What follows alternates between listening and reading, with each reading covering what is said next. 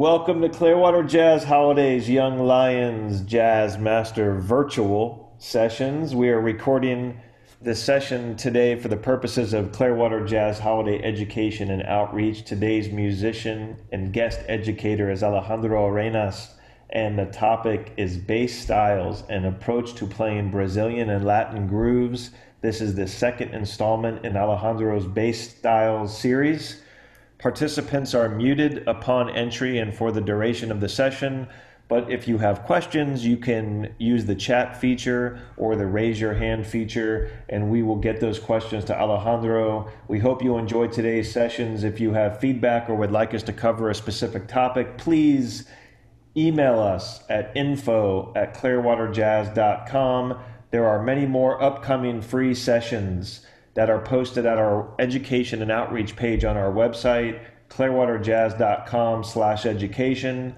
We appreciate you participating. Alejandro Arenas was born in Colombia, where he started his musical career playing flamenco and classical guitar. He picked up the bass while he attended college in Bogota, where he performed in the salsa and Andean music ensembles as well as the school's orchestra. During his high school years, he performed with different independent bands with styles ranging from salsa, blues, rock, and heavy metal. Upon graduating high school, Alejandro moved to Gainesville, Florida. There he worked as a freelance musician while being exposed to different genres such as reggae, jazz, funk. He earned an AA in music studies from Santa Fe Community College, where he worked unpacking books in the morning, studying during the day, and playing gigs by night. In the midst of this chaotic time in his life, he developed a deep love for jazz, which drove him to learn to play the upright bass. He holds a bachelor's of music in jazz performance and a master's of music from the University of South Florida. During his studies at USF, he toured Italy, France, and Germany with the Jazz Ensemble One and the Jazz Tet, performing at different jazz festivals. In addition to being an adjunct professor for the Mirror program at St. Pete College, Alejandro is very active as a versatile performer, working with many artists. He also co-leads the award-winning group La Lucha, who have performed at Clearwater Jazz Holiday Music Festival several times, and they also have a new single out. So check that out on Spotify. La Lucha has already been a guest with us, and Alejandro has had his first solo session with us. This is his second, and we are happy to have him back with us. So Alejandro, the stage is all yours. Welcome to Clearwater Jazz Holiday's Jazz Master virtual sessions. Thank you. Glad to be back. Today we're going to talk a little bit about Brazilian and Latin styles. And a lot of the times in jazz, both of these are just saying Brazilian and Latin styles already kind of covers a lot of ground. Brazilian music tends to be bunched into Latin music quite a bit when you're talking in jazz, in terms of jazz. A lot of times you'll open a chart and it says Latin, but they rarely specify what type of Latin. So even with Latin music, that's a really, really, really, really broad term, because even in different countries, and there's a lot of styles that you can count within being Latin music that don't really get close to each other. You have like vallenato, cumbia, tango, bachata, and a bunch of other stuff that is completely different. So kind of bunching all that stuff together there is a few styles that fit within that. That's kind of what I wanted to concentrate on that. But I did want to separate Brazilian music from Latin music, because Brazilian music has it's very popular on its own, and it has a really long tradition of great composers like Antonio Carlos Jobim, Luis Bonfa, and countless others that within different styles that have really permeated a lot of music since then, especially jazz, since we're kind of focusing on that. So a lot of the times when we talk about Latin music in jazz, we're mainly referring to Afro-Cuban based styles or clave based styles. I spoke about the clave a little bit last masterclass, but basically the clave is the foundation of a lot of Afro-Cuban music, and it can be felt as like a two-bar phrase. It can be felt as a 2-3 clave or 3-2 clave, and basically the 3-2 clave is, there's 2 bars, so the first side of the bar has 3, and the second side of the bar has 2 beats, or two notes, because there's 4 beats to each one. So 3, 2.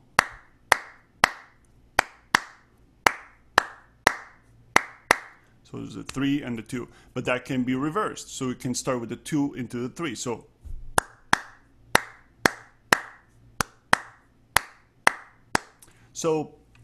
without getting too in depth as to how that affects percussion instruments, because I'm here to talk about how the bass fits in all this.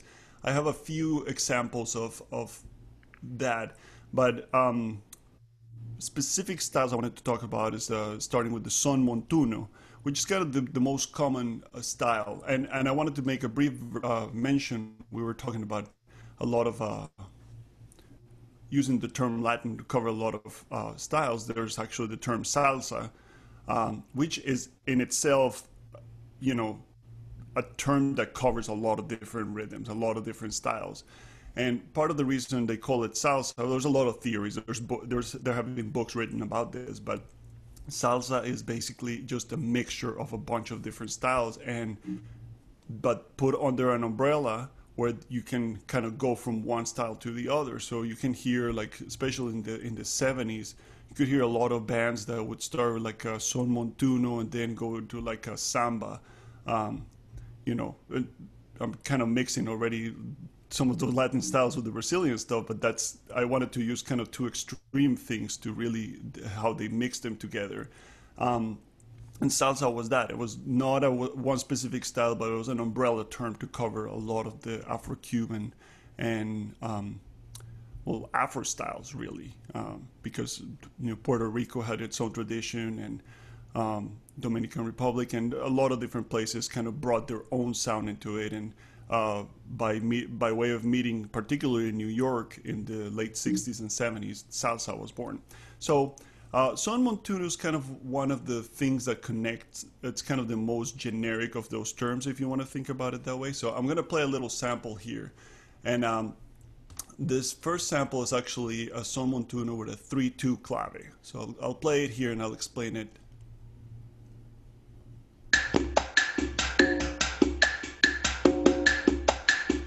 So you can hear the clave.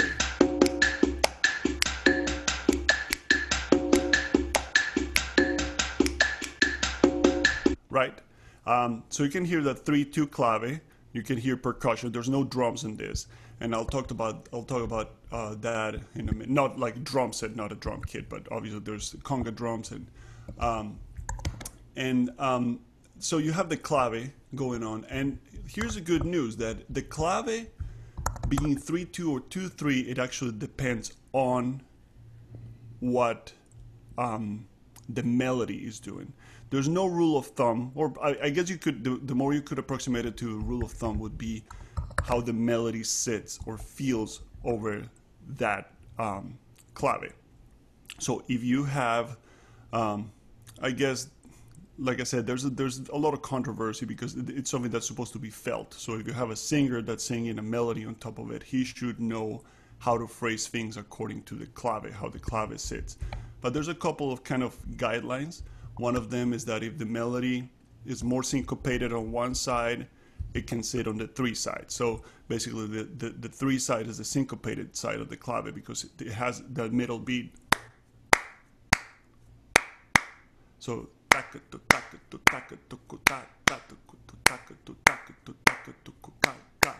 so that middle beat of the 3 side or middle note is kind of the syncopated side. That's what makes it syncopated. And then you kind of have like the ba ba, which is kind of like grounding it, if you want to think of it that way. The good news is that in terms of bass, the bass can actually play a bunch of different patterns without having to reverse it It doesn't matter if it's 3-2 or 2-3. So what I'm going to do really quick is I'm going to play a couple of bass lines that fit over that son montuno, starting with a pretty simple pattern, which is just, I'll switch between. So here comes one.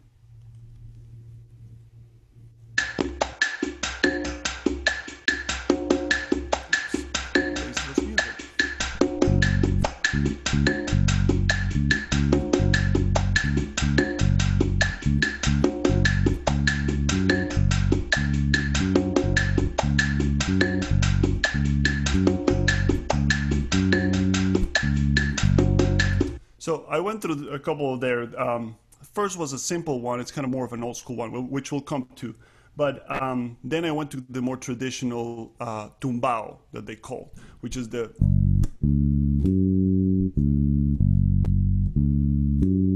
So now that pattern basically starts with a 3-side, and then you can either repeat the 3-side in a sequence, or you can do oboe playing beat 1 of the next bar. So, and that's kind of the tumbao as we know. So I'm gonna play that specific pattern now over that clave, over this son montuno 3-2. So I need to restart it because from the beginning.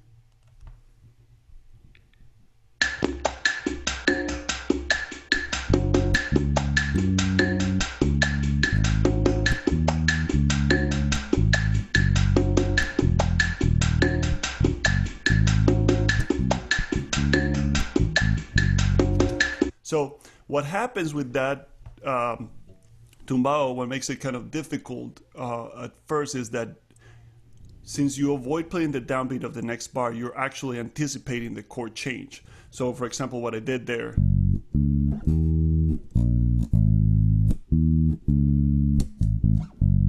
So what I'm doing there is I'm going to a G to an E, but then the E is actually coming in early. And that's kind of what happens. So you obscure beat 1, and that's kind of what happens with that. Now I'm going to play a son montuno 2-3. So it's basically the same thing. You'll hear it. It's kind of hard to tell the difference at first, but the 2 side's going to come first. So here it goes.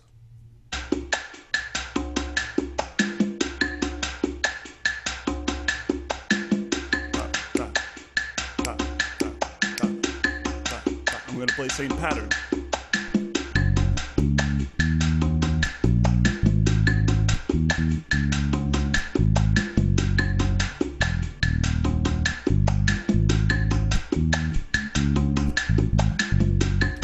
So that's the good news. The bass doesn't actually change with the 2-3 or 3-2 clave. It's all more based around what the melody is doing on top of that, or how the chord progression works. So that's your basic montuno pattern, or what you could, the tumbao pattern that you can play over the montuno. There's a version of this where you avoid playing beat 1 actually. So I'll play that one next. So what's going to happen is I'm not going to play beat 1, but I'm going to start on the anticipated beat, the anticipated of the N of 2. So on the 3-2 clave, or the 3 side, I'm going to do 1, 2, 3, 4. So here it goes.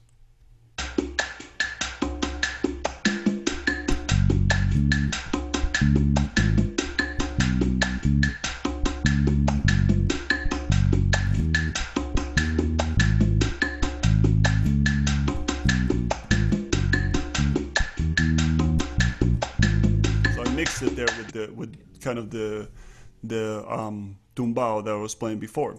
Now, Hey, one thing, Alejandro, I have a quick yes, question. So I'll defer to you, but for a beginning player, would it be helpful to see your finger positioning on the bass as opposed to just listening to it by ear and hearing you describe the notes that you're playing?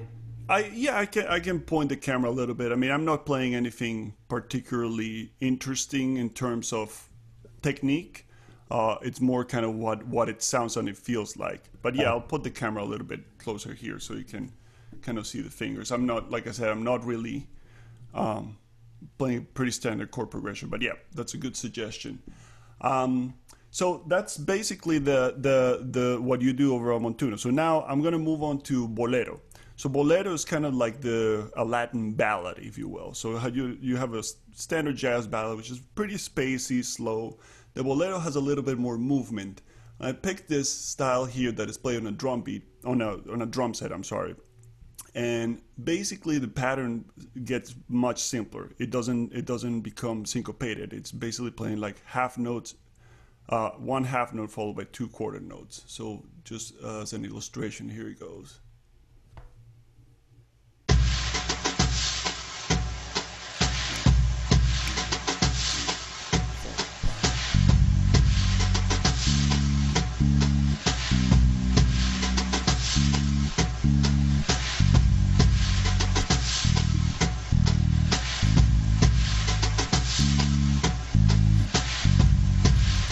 Simple, but if you listen to some arrangements, there's some really wonderful arranged boleros where the bass is really active, and it's catching certain things of the melody or doing a lot of fills and stuff like that. And so you can do more with that, even as simple as it sounds and as much as you should leave the space. I'll do a little example of maybe a little bit busier playing on this.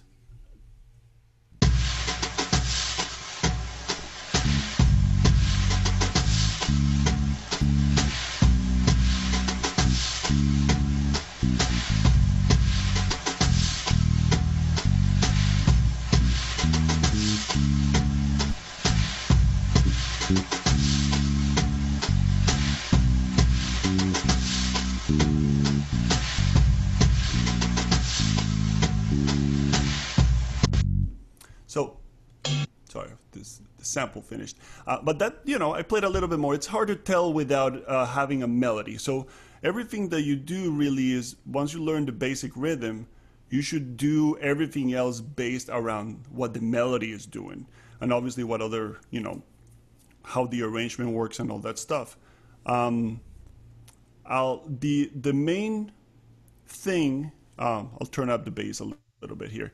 And the main thing to think about this, like I said, it's kind of that pattern. So it's the half note and quarter notes. And you can add a little bit of syncopation and stuff like that, but everything kind of needs to fit with what's being played underneath.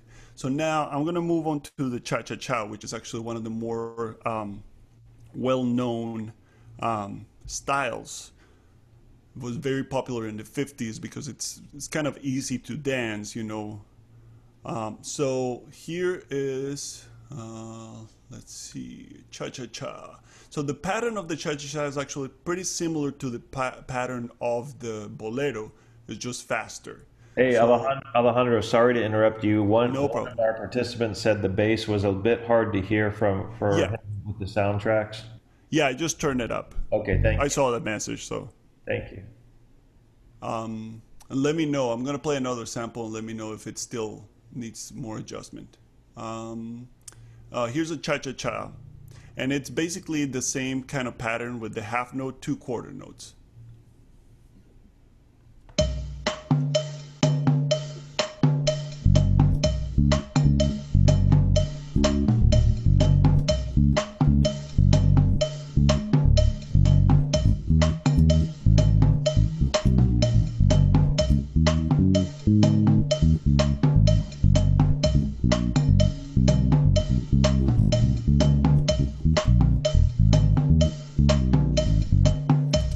So, was the bass easier to hear there? It still needs to go up? Oh, now I'm distorting. And it may be too, is the main issue too, is that if you have small speakers, the bass is not going to cut through a lot. Maybe that'll help a little bit. Cool. So that's the cha-cha-cha, sorry. So as you hear, it has that cowbell that kind of, it's like a tung, tung, tung, tung, kind of moves it forward. And it still has that tung, a ta, ta, tung, a ta, ka, ka. So that's another version of that I'll play another version of the bass line.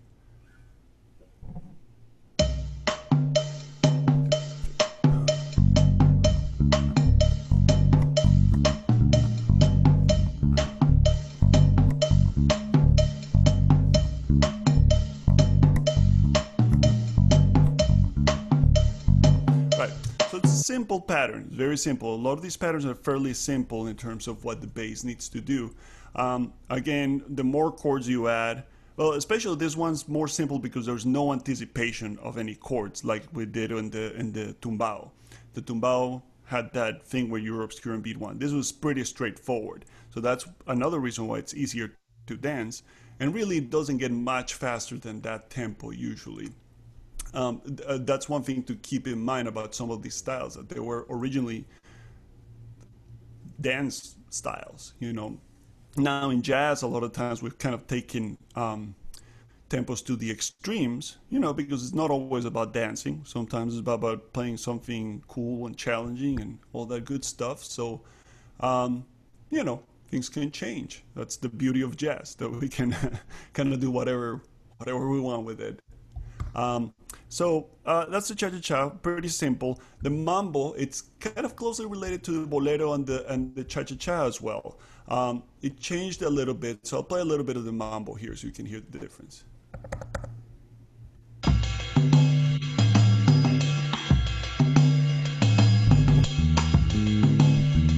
So there, you can actually play a montuno over that, a tumbao over that, like I was playing. But you can also play, there's the famous bass line, which is not the original bass line, but it's the better known one, which is the Oye Como Va. This is not a good tempo for it, but you'll hear it, how it sits over it.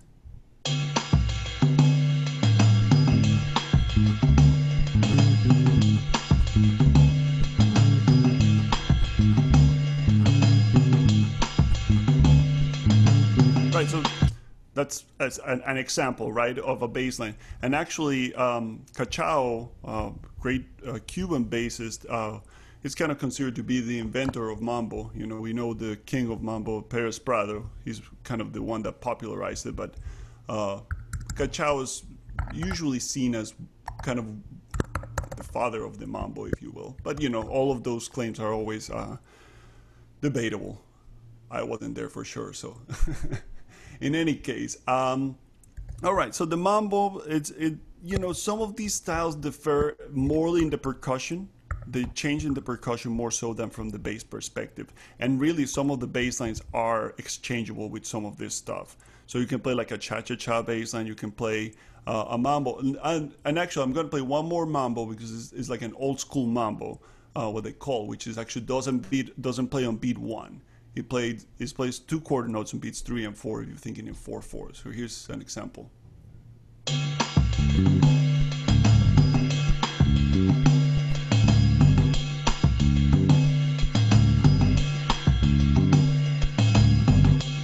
Right, so again, it's one of those rhythms the bass is actually doing the opposite of what you would think the bass would do, which is play on the downbeat. You know, it's the opposite of like what funk does. You know, bass is like so important to play on beat one. And a lot of this stuff is kind of like, oh, well, you can actually obscure beat one, and it's how it sits over that. All right. The last example of the Latin stuff that I want to talk was the 6/8 Afro, or Afro 6/8.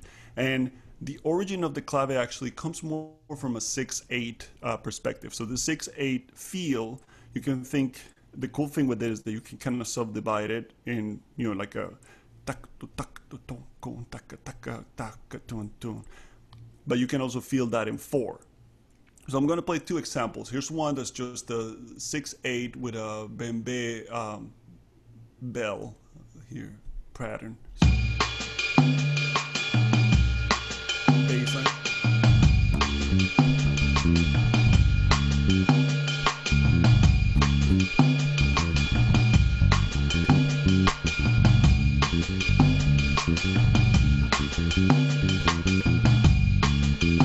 You know, I played a couple of different variations of the same bass line, but you know, you can have that a very kind of the more famous kind of jazz related tune that I can think of a groove like this is Afro Blue by Mongo Santa Maria. It's been covered a lot, and it kind of has that 6/8 thing. But you can feel now when I talked about feeling this kind of in 4, here's a 6/8, an Afro 6/8 with a backbeat.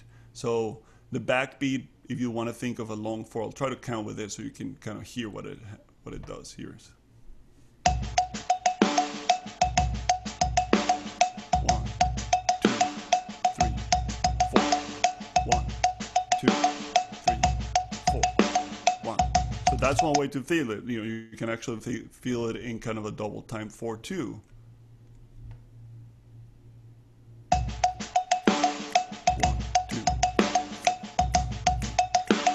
And that, if I count it like that, the what I'm thinking of the 6/8 is triplets. So it's like a 3 against 4, if you will. So again, that one you can play a pretty busy bass line. You can kind of, one of the cool things to play with this is to play like 3 quarter notes on the first side of it. So I'll just play with this really quick and move on.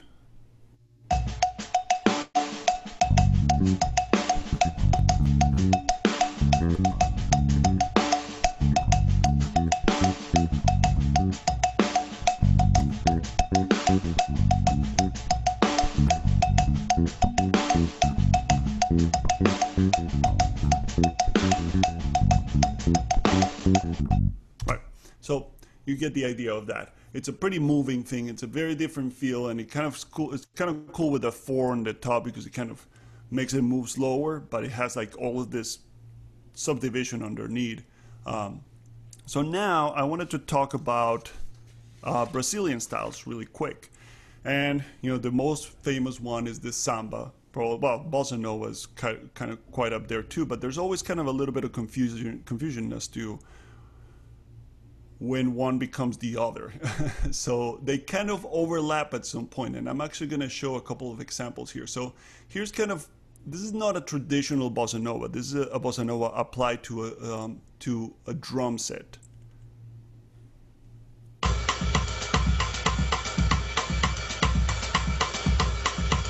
Okay, so basically, you know, you hear it's pretty active on the right cymbal, and a lot of these rhythms that you heard played by drums, by a drum kit, have been adapted from different percussion instruments put together. So it's kind of, this is more of a modern interpretation of some of these rhythms. Like the one with the backbeat is actually kind of like almost like a funk-oriented thing when you think about it. So a lot of these styles overlap. So now the samba bass can actually be, you can hear people playing it very busy. So a good example is actually Spain, Korea was actually a samba, or played in a samba style, even though the song is called Spain. But the way Stanley Clarke, and actually that whole album, Light as a Feather, which is very, very famous, Stanley Clarke played a really busy bass, and he played incredible stuff. But you know, it wasn't kind of your traditional samba bass. And what I mean by that is that the traditional samba actually didn't have a bass in it. It had the bass imitated the zurdo drum, which actually played like a short beat 1, long beat 2. So I'll play basically what that is, and I'm going to play like a root 5th pattern.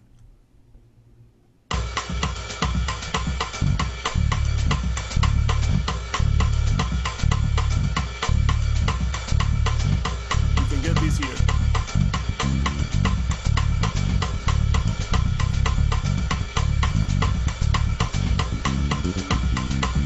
Right. So there's a lot of different variations. It's a rhythm that lends itself to playing really busily if you want to do so, but it doesn't have to be. Especially if you have a guitar on it doing like a comping. I'll try to do a little bit of like what a guitar would kind of do on this, on a bass, which is doesn't do it justice, but.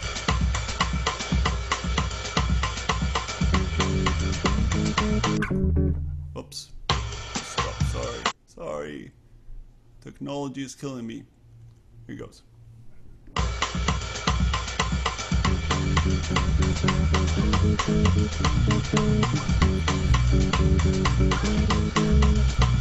So it's a little hard to play that, but basically what I was trying to do here is to play the bass line at the bottom.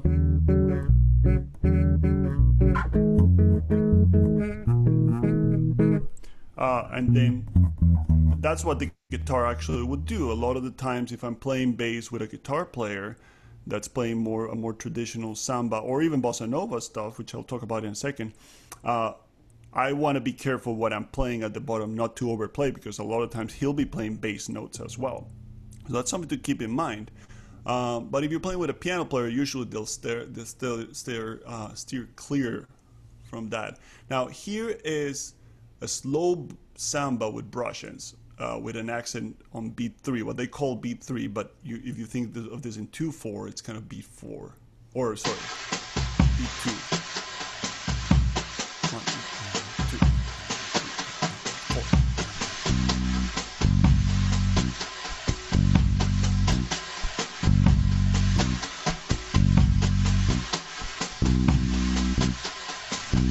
So much slower, and you hear that surdo thing a little bit clearer. Right, so you can do that with the bass if the drummer's not playing, or you can guys do it, or you can both do it together. That's one of the cool things with a lot of these rhythms, is that if you're playing with somebody that knows how to play with this stuff, there's a lot of, much like in swing, there's like certain rhythmic hits that you guys could play together, and it's good to familiarize yourself with a lot of how the players, both traditional and progressive, approach this type of music, because it kind of, well, it gives you, that's how you know what it sounds like and what variations you can do that are acceptable. Or, you know, it depends on who you're dealing with. Sometimes they're too old school and they don't want to deal with anything new either. So that's okay too. You know, you can learn that. So here's the bossa nova, and you're gonna hear that it sounds pretty close to the slow samba.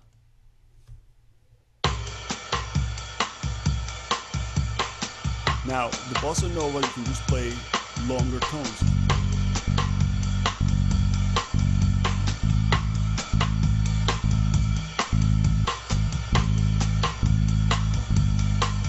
Just repeating the root. Now for a variation, it's going to start playing the fifth.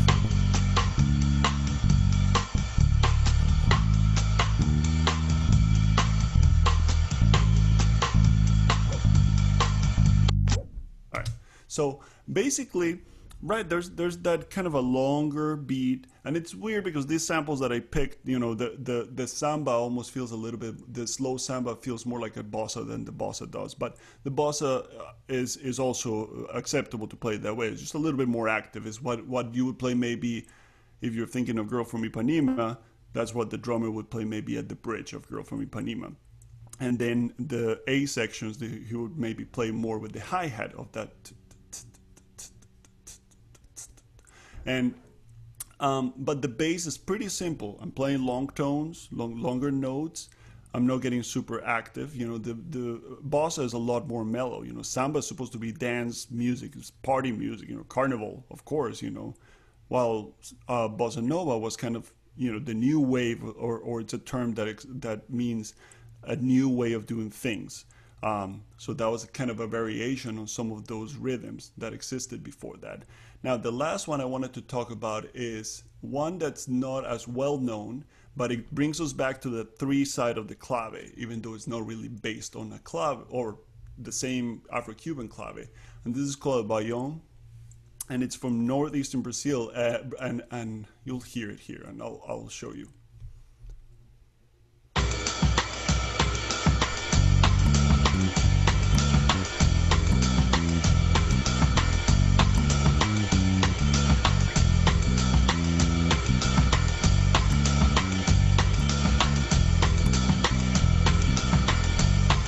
I did a couple variations there. You know, one, that little repeated note there. That helps me to kind of like set up like the beginning of a phrase, if you will. And if you notice, I was just doing. That's almost the same pattern as it's basically the 3 side of the clave. It's played faster. And repeated. And the difference too is that I'm not playing kind of the same thing that the tumbao does, which is, well, it's actually kind of the same thing, but this one, since it resets immediately.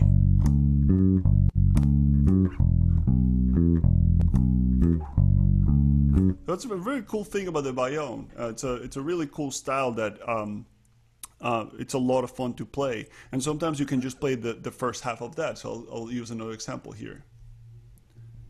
Not the first half, the first two notes.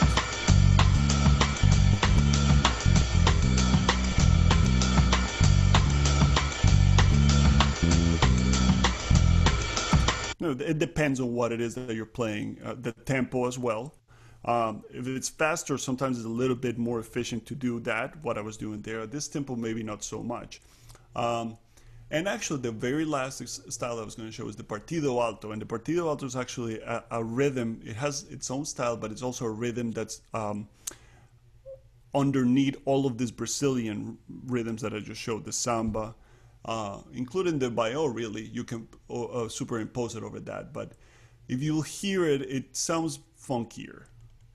So here's...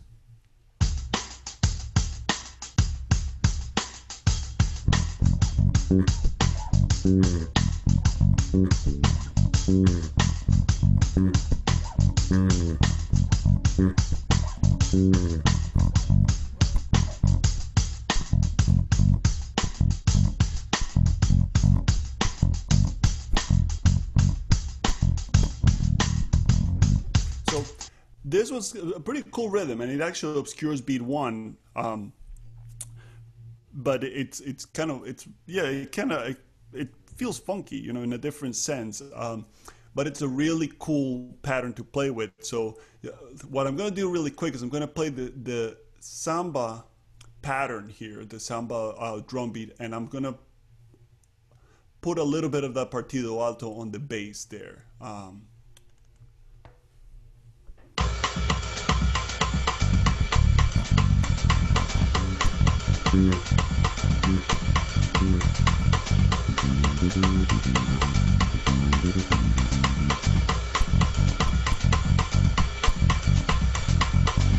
So, I mean, that was kind of a, you know, just an improvised thing. I'm not playing a specific song, so it's always hard to play that like that with no with nothing in mind, just to demonstrate rhythms. But I kind of threw a little bit of that pattern of the Partido Alto, so it fits over that.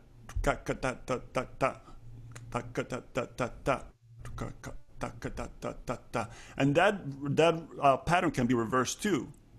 But in any case, one thing that I played first was I was actually playing the high note, the high octave. And you don't always have to do that, but sometimes the piano or the guitar can play that. So the bass would play. So then you would have ba, ah, ah, ah. Right. So I'm trying to sing what the guitar would play. But that's another style that is really cool, and you can, if you're playing with people that know what's going on with that, you can throw it in there and catch some of those things. You can go into the bridge of a tune and actually decide to just do a Partido Alto even if you're in a samba. So there's a lot of little variations, and like I said, there's a lot of stuff to cover for the little amount of time that we have, but I just wanted to show this as an introduction. And again, kind of the thing to look at this is that the connecting tissue of all of this is the rhythm, the underlying rhythm. And so anything you play over the top of that rhythm should fit within that. One of the things for me, for example, right now, that I should have worked a little bit better on the volume because my bass is too loud, and I wanted to blend better with the drums. So that's always one thing that you want to be able to be, regardless of the sound situation, of course. You want to be able to be a driving force just like the percussion is, and try to lock in as much as you can, all that. These are loops that I got this is from a Drum Genius app. I used this last week as well, and I really highly recommend them because all of this stuff is there. And there's of samba, there's a bunch of variations. There's like swing samba. There's a lot of different stuff that's pretty cool to explore. But yeah, there's a lot. If you have any more questions about this, feel free to reach out to me. I'll be happy to expand in anything I can. My email is talkingbass@gmail.com. I'm also on social media and all that stuff. Whenever we're allowed to play in public again, I'll be playing with my band La Lucha. And yes, we do have a new single called Por la Tarde, and it's actually based on bambuco, which is a Colombian rhythm, so which is based on that 6/8 feel that we talked about earlier. So it's pretty cool because it has a Brazilian guitarist on it, Diego Figueiredo, an American clarinetist, Ken Peplowski, playing on it, and a Mexican pianist, Colombian bassist, and drummer from Clearwater. So it's truly world influenced. So in any case, I don't know if anybody has any questions. I know we're kind Let of me do past. this. I'm going to do some closing comments in a second, but let me see, Alejandro. I'm going to unmute everybody who's on the line right now. Does anyone have any specific questions for Alejandro while we got him with us? While we have Alejandro captured?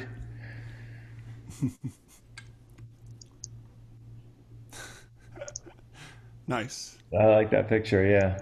Okay. So, all right. So I'll go ahead. I'll go ahead and mute everybody again. You can use the chat feature if you have anything. Let's see. So, Alejandro, really appreciate you spending time with us again. You're going to be back with us on June 2nd, and the title of your next topic is Bass Sounds from Pickups to Amps to Technique and More. Is there anything you'd like to say about that upcoming session? Oh, wait, hold on, Alejandro. I muted you. Oh, Okay, yeah. go ahead. There you go.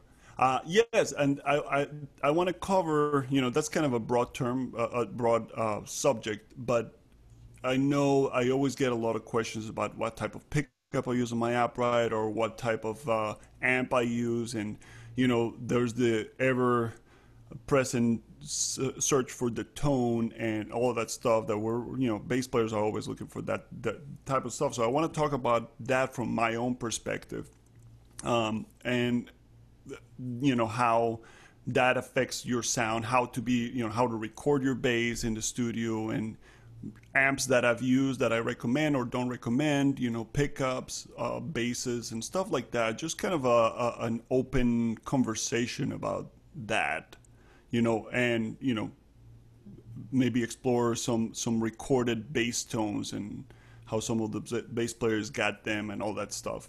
That sounds great, Alejandro.